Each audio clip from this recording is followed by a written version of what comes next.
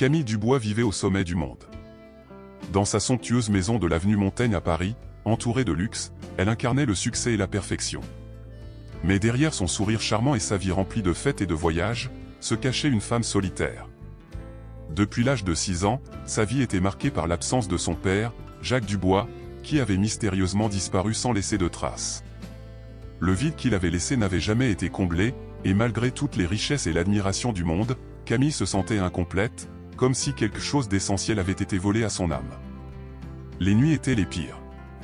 Seule, dans sa maison, elle regardait les vieilles photos et se demandait « Où est-il ? Pourquoi est-il parti ?» L'amour d'une fille, perdue à jamais. La douleur, qu'elle tentait de cacher derrière un sourire, devenait insupportable. Pourtant, elle n'avait jamais cessé de chercher des réponses. Elle savait que le passé était encore là, attendant d'être révélé.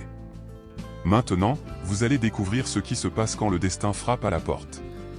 Aimez cette vidéo, mettez vos écouteurs pour une expérience immersive et ne vous arrêtez pas avant la fin. La vérité est sur le point d'être révélée. Une nuit froide d'hiver, Paris semblait s'être endormi sous une couverture de neige, ses rues bordées de lumière blafarde qui ne parvenaient pas à dissiper l'obscurité. Camille, insatisfaite de la monotonie de sa vie mondaine, ressentait le besoin de s'éloigner de l'agitation de sa luxueuse demeure. Elle décida alors de se promener, seule, dans les ruelles pittoresques du quartier du Marais, un endroit qu'elle aimait pour son calme et son atmosphère intime. C'était une manière pour elle de s'évader de ses pensées, d'échapper à l'écho du vide qu'elle ressentait chaque jour un peu plus fort. Alors qu'elle déambulait dans une rue étroite, elle aperçut une silhouette allongée sur le trottoir, presque invisible dans la pénombre. Intriguée, elle s'approcha lentement, ses pas résonnant sur le pavé gelé. En s'approchant, elle distingua un homme, visiblement en mauvaise posture, pâle et frissonnant. Il semblait avoir perdu connaissance, et son corps frêle se faisait absorber par le froid hivernal. Camille s'accroupit précipitamment à ses côtés, inquiète, mais sans vraiment savoir comment réagir. Le visage de l'homme était marqué par la souffrance. Un homme sans abri, un visage fatigué, des vêtements déchirés et sales. Il était évident qu'il vivait dans la rue depuis un moment, épuisé et démuni. À cet instant, quelque chose en Camille se brisa, quelque chose qu'elle ne comprenait pas tout à fait. C'était comme si, dans cette rencontre fortuite, il y avait une connexion immédiate, une sorte d'appel silencieux que son cœur ne pouvait ignorer. Sans réfléchir, elle prit son téléphone portable et appela les secours. Mais l'urgence de la situation la poussa à agir encore plus vite. Camille prit la décision de l'emmener elle-même à l'hôpital, de lui offrir l'aide dont il avait besoin. C'était un geste instinctif, un élan de compassion dont elle ne se croyait pas capable, ou du moins qu'elle n'avait jamais ressenti aussi intensément. Dans la voiture, alors qu'elle le maintenait contre elle pour l'empêcher de sombrer davantage dans l'inconscience, Camille ne pouvait s'empêcher de se demander ce qui avait bien pu amener cet homme dans une situation aussi désastreuse. Mais l'urgence du moment était telle qu'elle ne pouvait pas se permettre de réfléchir à ce genre de questions. Une fois à l'hôpital, elle insista pour qu'il soit pris en charge immédiatement. Ses propres ressources et ses connexions lui permirent de garantir une prise en charge rapide, mais elle ne pensait qu'à une seule chose, sauver cette vie fragile, comme si, d'une manière inexplicable, cette action allait répondre à une partie de ses propres souffrances. L'homme fut placé sous soins intensifs, son état étant grave mais stabilisé. Camille, après l'avoir vu prendre un peu de réconfort dans les bras de la médecine moderne, se retira dans le hall de l'hôpital, son esprit tourmenté par la scène qu'elle venait de vivre. Elle n'arrivait pas à se débarrasser de l'image de cet homme désespéré, ni de la sensation étrange qu'elle éprouvait en étant en sa présence. Les jours suivants, Camille ne cessa de revenir à l'hôpital, souvent après ses longues journées de réunions et de rendez-vous. Elle n'avait pas l'intention de s'investir émotionnellement dans cette situation, mais quelque chose la poussait à le faire. Peut-être était-ce un besoin d'oubli, peut-être un désir de réparer quelque chose en elle-même. Quoi qu'il en soit, chaque visite la rapprochait un peu plus de cet homme qu'elle ne connaissait pas, mais qui semblait occuper une place importante dans ses pensées. C'était étrange, mais elle ne pouvait s'empêcher de se sentir connectée à lui d'une manière qu'elle ne comprenait pas. Il s'appelait Jacques. Ce n'était qu'un nom, mais lorsque Camille l'entendit pour la première fois de la bouche des médecins, elle ressentit une étrange tension dans l'air. Le prénom lui évoquait quelque chose, bien qu'elle ne parvienne pas à en saisir le sens. Jacques était un homme d'une 50aine d'années, marqué par la vie, par la souffrance. Un visage fatigué, des yeux éteints, comme s'il avait perdu tout espoir. Pourtant, quelque chose dans son regard éveillait une empathie indéfinissable en Camille. Elle commença à lui rendre visite tous les jours, à parler avec lui pendant les moments où il était suffisamment réveillé pour échanger quelques mots. Au début, ces visites étaient brèves, seulement quelques minutes, mais avec le temps, elles devinrent plus longues. Elle commença à en savoir un peu plus sur lui. Il avait vécu dans la rue pendant plusieurs années, mais il n'était pas toujours un sans-abri. Il avait eu une famille, un passé, une vie avant la pauvreté. Il avait tout perdu dans un enchevêtrement de malchance, de décisions imprudentes et d'événements malheureux. Jacques ne parlait pas beaucoup, mais chaque parole qu'il prononçait semblait peser lourd dans l'air. Camille l'écoutait attentivement, intriguée par sa résilience et sa sagesse tacite, malgré sa situation actuelle.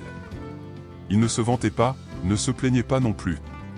Il se contentait de raconter sa vie comme elle était, sans phare, comme si chaque mot lui échappait malgré lui. Peu à peu, Camille se sentit attirée par ce personnage complexe, fragile mais profondément humain. Mais qui était-il vraiment? Et pourquoi ce lien étrange? Elle ne le savait pas encore, mais la réponse à cette question allait bouleverser sa vie à jamais.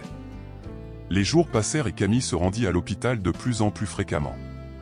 Ce qui avait commencé comme une simple visite de charité se transformait peu à peu en quelque chose de bien plus complexe.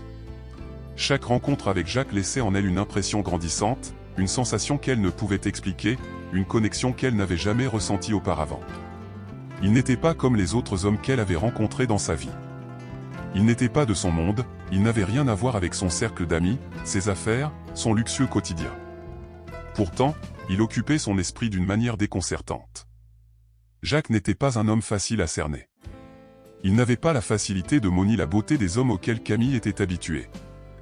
Mais il y avait quelque chose dans son regard, dans cette profondeur mélancolique, qui la capturait à chaque fois. Ses yeux semblaient porteurs d'un secret, d'une histoire qu'il ne voulait pas ou ne pouvait pas raconter. Mais, de manière étonnante, Camille sentait qu'il y avait plus que de la souffrance dans son âme. Il y avait une sagesse, une compréhension du monde que peu de gens possédaient, une tranquillité, presque une paix intérieure, qu'il dégageait malgré la guerre que son corps et son esprit avaient traversée. Elle commença à l'écouter davantage, posant des questions sur son passé, cherchant à comprendre l'origine de cet homme abîmé par la vie. Jacques, bien qu'il n'ait jamais voulu se dévoiler complètement, lui parla de son enfance, de ses rêves brisés, de ses échecs. Il lui raconta comment, après des années de travail acharné, il avait tout perdu dans un accident tragique, comment il avait été accusé à tort d'un crime qu'il n'avait pas commis, et comment il avait fui, non seulement pour échapper à la justice, mais aussi pour fuir la honte et l'humiliation qui l'avaient envahi. Camille l'écoutait, absorbé par son récit, chaque mot s'imprégnant dans sa mémoire. Il lui parla aussi de sa famille, de sa femme qu'il avait perdue à cause de son absence prolongée et de son incapacité à se défendre. Il n'avait plus vu ses enfants depuis des années, et la culpabilité, qui pesait sur ses épaules, le rongeait chaque jour. Mais ce qui choquait le plus Camille, c'était l'invraisemblable tranquillité avec laquelle il racontait ces choses. Il ne semblait pas chercher la pitié. Ses yeux, pleins de regrets, semblaient plutôt chercher à comprendre ce qui avait mal tourné, ce qu'il aurait pu faire différemment. Malgré la brutalité de ses confidences, quelque chose en elle résonnait profondément. Elle sentait qu'il y avait un lien invisible entre eux, quelque chose de beaucoup plus fort qu'un simple acte de charité. Camille savait que son père, Jacques Dubois, avait disparu sans laisser de traces lorsqu'elle n'était qu'une petite fille, mais jamais elle n'aurait imaginé qu'elle pourrait un jour se retrouver face à lui, dans un tel contexte, et dans des circonstances aussi improbables. Au fil des jours, une étrange attirance pour cet homme grandissait en Camille. Cela n'avait rien à voir avec l'attirance physique. C'était une sorte de connexion invisible, un appel du destin. Lors de ses visites, elle ressentait une étrange forme de confort, comme si elle était revenue à un point de départ qu'elle n'avait jamais compris. Chaque fois qu'elle parlait à Jacques, elle avait l'impression que ses questions les plus profondes sur la vie, sur elle-même, recevaient des réponses qu'elle n'avait pas cherchées, mais qui se révélaient à elle de manière inévitable. Le soir où Jacques, un peu plus affaibli par la fatigue, lui parla de son passé, Camille se rendit compte qu'il avait commencé à lui confier des détails de sa vie personnelle qu'il n'avait jamais partagés avec personne. Il lui dit qu'il avait une petite fille qu'il avait dû laisser derrière lui en fuyant, et qu'il regrettait chaque jour de ne pas avoir pu être là pour elle. Camille se figea. Il parlait d'une petite fille qu'il n'avait pas vue depuis si longtemps, mais ces mots résonnèrent en elle comme un écho lointain. Une étrange sensation s'empara d'elle, comme si tout ce qu'il disait avait un sens caché, un message pour elle, même si elle ne savait pas encore ce qu'il signifiait. Alors, Un jour, après plusieurs semaines de visite, Camille lui posa la question qu'elle redoutait, la question qui hantait ses pensées depuis le début. Elle lui demanda, timidement, s'il avait des enfants, si par hasard, il avait une fille. Jacques la regarda profondément dans les yeux, son visage marqué par des années de souffrance et d'incertitude. Il sembla hésiter un instant, comme s'il pesait les mots qui allaient sortir de sa bouche. Puis, d'une voix brisée, il répondit, d'une manière presque incrédule, « Oui, j'avais une fille. Elle s'appelle Camille. » Le monde de Camille s'effondra. Le nom, ce nom qu'elle portait, frappait ses oreilles comme une cloche, comme un cri d'angoisse dans son cœur. Jacques, le moribond qu'elle avait sauvé, l'homme qu'elle croyait être un inconnu, était son père, celui qu'elle avait perdu de vue depuis tant d'années. Le choc de la révélation était si intense qu'elle en resta figée, incapable de parler, de comprendre pleinement ce qui venait de se passer. Ses jambes tremblèrent et son esprit tourbillonna dans une confusion totale. Le destin, d'une manière étrange, venait de l'amener jusqu'à lui. Elle n'avait jamais imaginé, pas une seule seconde, que ce moment viendrait si brusquement. Mais il était là, devant elle, sous une forme qu'elle n'aurait jamais pu anticiper. Son père était là, dans la peau d'un homme brisé, abandonné par la vie, mais toujours vivant. La connexion qu'elle avait ressentie, la raison inexplicable de ses visites quotidiennes, venait d'être éclaircie en une révélation bouleversante. Le passé n'était pas aussi lointain qu'elle l'avait cru. Il était là, dans ce regard fatigué, dans ce corps fatigué, dans cette voix pleine de regrets. Et tout à coup, Camille comprit que la recherche de son père ne faisait que commencer.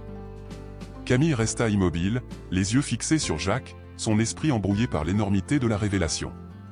Son cœur battait à tout rompre, et ses pensées semblaient se confondre dans un tourbillon d'émotions contradictoires. Jacques, son père, l'homme qu'elle avait cherché toute sa vie sans savoir qu'il se trouvait juste sous ses yeux, allongé là, malade et fatigué. C'était lui. L'homme qu'elle avait pleuré, qui lui avait manqué au plus profond de son être. Pourtant, il était si différent de l'image qu'elle avait en tête, si brisé, si dévasté par les années de souffrance. Elle se leva brusquement, son souffle court, ses mains tremblantes. Elle chercha à assembler les morceaux de cette vérité qui venait d'exploser dans son esprit. Mais avant qu'elle ne puisse prononcer un mot, Jacques, avec un soupir lourd, baissa les yeux et murmura, « Camille, je ne sais pas comment te dire cela, mais... » Il s'arrêta un instant, cherchant ses mots, puis, d'une voix brisée, il ajouta, « J'ai échoué en tant que père. » Les mots de Jacques résonnèrent dans l'air, lourds de regrets et de douleur. Camille sentit une vague d'émotions l'envahir, un mélange de colère, de tristesse, mais aussi une forme de compassion qui grandissait en elle, inexorablement. Elle n'avait pas envie de lui en vouloir. Après tout, elle avait vécu sa propre douleur, sa propre souffrance de l'absence. Mais entendre ce qu'il venait de dire, entendre cette confession de son propre père, cela la frappait profondément. Elle s'assit à côté de lui, son cœur battant toujours à toute vitesse, cherchant à comprendre ce qui venait de se passer, ce qui avait pu l'amener à disparaître, à l'abandonner ainsi. Pourquoi m'as-tu laissé? Pourquoi es-tu parti sans un mot, sans explication? Sa voix tremblait, mais elle n'avait plus de force pour se contenir. Les larmes montaient, mais elle les refoula d'une manière presque imperceptible. Il fallait qu'il lui donne des réponses. Elle le regarda intensément, attendant, espérant qu'il lui dise enfin la vérité. Jacques détourna les yeux, visiblement accablé. Il avait l'air fatigué, vieilli par les années, les épreuves et la culpabilité. Il ferma les yeux, comme s'il revivait des souvenirs qu'il n'avait jamais voulu affronter. Puis, d'une voix presque inaudible, il commença à raconter son histoire. « Je t'ai laissé. » Mais commença-t-il, parce que je pensais que c'était la seule façon de te protéger. Camille le regarda, les yeux écarquillés, incertaine de ce qu'il venait de dire. « Me protéger » répéta-t-elle, l'incrédulité marquée sur son visage. Elle ne comprenait pas. Pourquoi l'abandonner était-il censé être une forme de protection? Jacques hocha lentement la tête, la douleur évidente dans ses traits. « Après ton départ, après la séparation avec ta mère. J'ai perdu pied. Tout s'est effondré. Je suis tombé dans des pièges, dans des erreurs que je ne pouvais plus réparer. Et je savais que si je restais, je ne pourrais pas te donner ce dont tu avais besoin. Je ne pouvais pas t'offrir une vie stable, une vie heureuse. J'étais détruit. » Il s'arrêta un instant, comme si chaque mot était une pierre qu'il jetait dans l'eau de sa propre souffrance. « Mais je n'ai jamais cessé de penser à toi. chaque jour. Chaque minute. Je voulais revenir, je voulais te voir, mais je ne savais pas comment. Les paroles de Jacques frappèrent Camille comme un coup de poing. Il n'avait pas abandonné sa famille par choix. Il n'avait pas disparu sans raison. Il avait fui, non pas parce qu'il ne l'aimait pas, mais parce qu'il croyait qu'il était un fardeau pour elle. Qu'il ne pouvait pas lui offrir une vie meilleure. Mais il n'avait pas compris que l'amour d'un père, peu importe sa condition, est ce que sa fille aurait voulu plus que tout au monde. Camille était partagée entre la colère d'avoir été laissée seule et la compassion pour cet homme qui avait souffert à sa manière, avec ses propres démons et ses propres luttes. Elle se leva brusquement, le regard fixé au sol. Ses pensées se bousculaient. Elle avait toujours rêvé de ce moment. Elle avait toujours voulu retrouver son père, savoir où il était, pourquoi il l'avait laissé. Mais maintenant qu'elle l'avait trouvé, tout semblait si compliqué, si dévastateur. Elle avait eu des années pour imaginer ce moment, pour le rêver, mais jamais elle n'aurait imaginé que cela se passerait ainsi, dans un hôpital, avec un homme qui n'était plus que l'ombre de celui qu'elle avait perdu. Jacques, voyant la confusion dans les yeux de sa fille, tendit la main, mais Camille recula légèrement. Elle avait besoin de temps. Elle avait besoin de comprendre, de digérer tout cela. Elle s'éloigna de lui lentement, ses pensées tourbillonnant dans sa tête. Le silence pesait lourdement entre eux. Mais avant qu'elle ne parte, Jacques murmura d'une voix brisée, « Camille, je t'aime. Je suis désolé. Si je pouvais revenir en arrière, je ferais tout différemment. » Ces mots, simples mais porteurs de tant de douleur, résonnèrent profondément dans le cœur de Camille.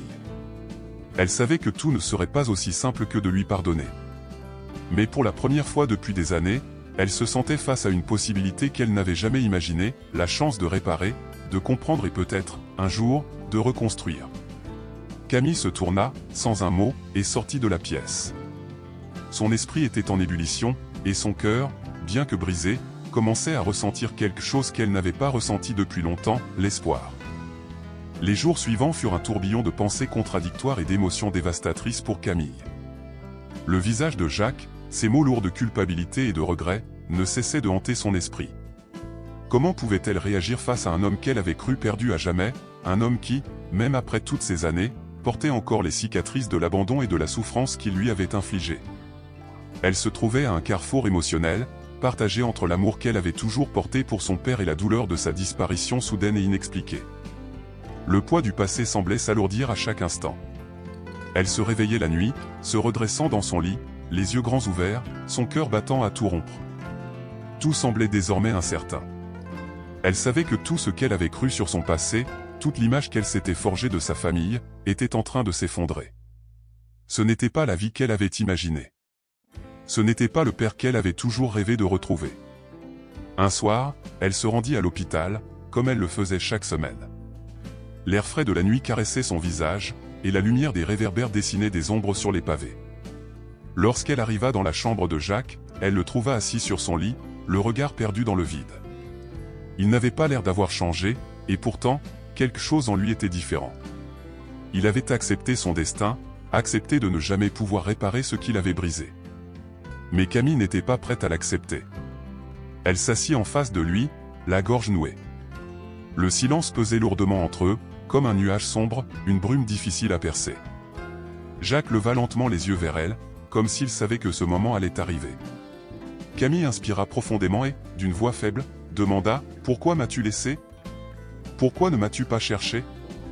Pourquoi ne m'as-tu pas donné la chance de te connaître ?» Jacques détourna le regard, les yeux pleins de regret, mais aussi de résignation. « Je pensais que c'était mieux pour toi, Camille. Je croyais que si je disparaissais, tu aurais une vie meilleure. » Sa voix se brisa, et il s'arrêta un instant avant de reprendre, presque dans un murmure. « Je t'ai laissé parce que je croyais que je t'aurais fait plus de mal que de bien. » Un frisson parcourut l'échine de Camille.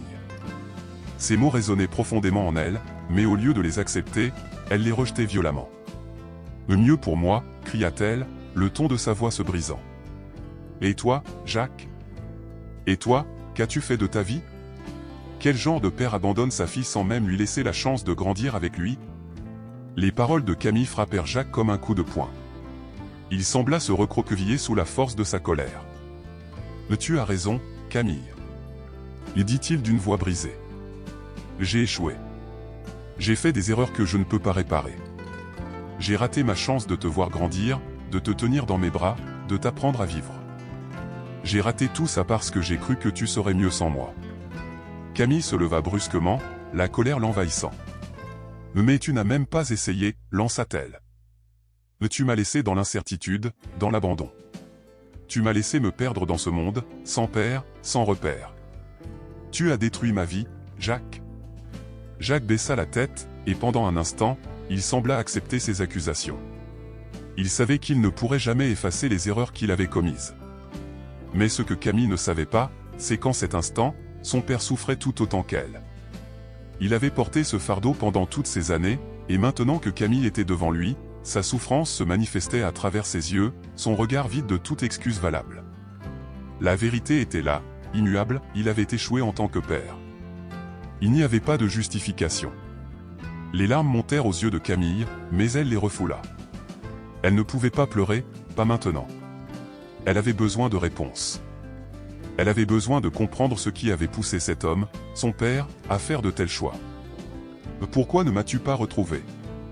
Pourquoi ne m'as-tu pas cherché, au moins une fois ?» demanda-t-elle, les dents serrées, la voix tremblante.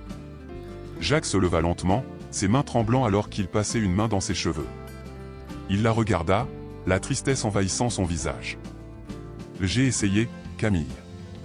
Mais j'ai perdu ma propre route avant même de te chercher. Je me suis perdu dans l'obscurité de mes propres erreurs. » Il baissa les yeux, comme s'il ne pouvait pas supporter de la regarder en face, de devoir lui expliquer la vérité. « Mais je n'ai jamais cessé de penser à toi, de t'aimer, même si je ne te le disais pas. » Camille, sur le point de craquer, se força à rester calme. Elle avait besoin de comprendre, elle avait besoin de trouver la paix. « Et maintenant ?» demanda-t-elle d'une voix froide. « Que veux-tu ? Que puis-je faire ?»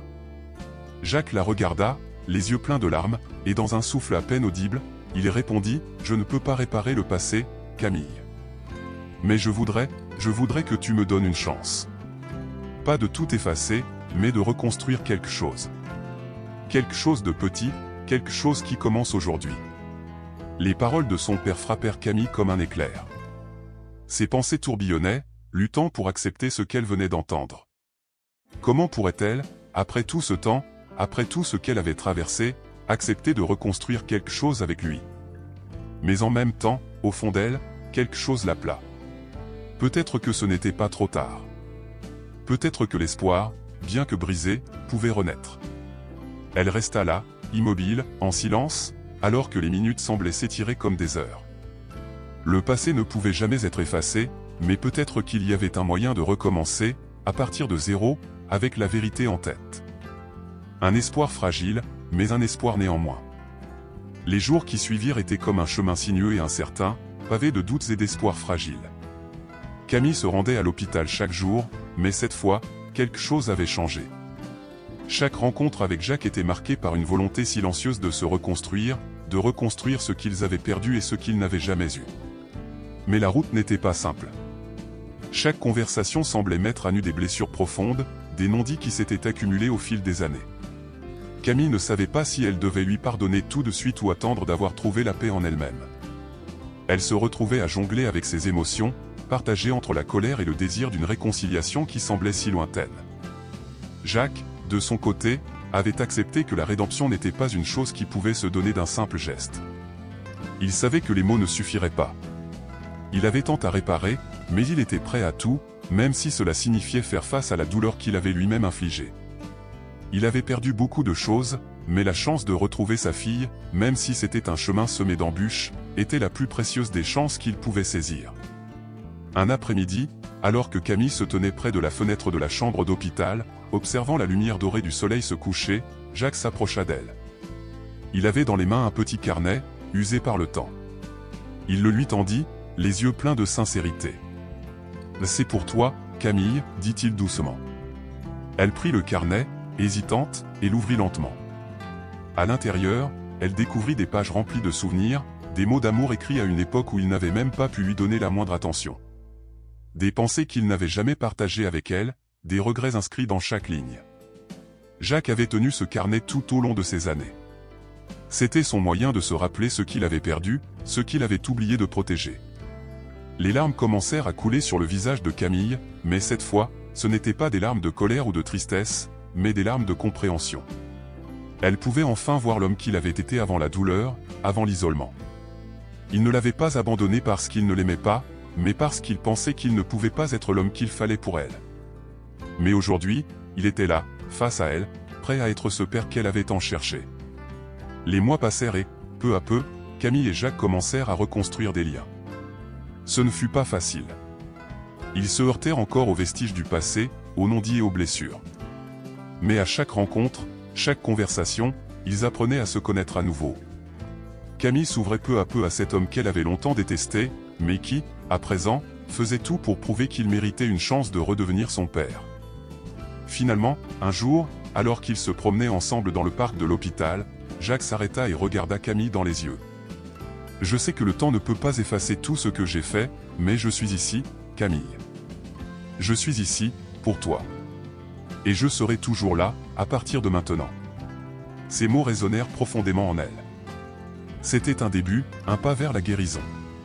Il ne pouvait pas effacer les années perdues, mais il pouvait se donner la chance de créer de nouveaux souvenirs, de reconstruire une relation basée sur la vérité, l'amour et la compréhension. Camille sourit, un sourire timide mais sincère.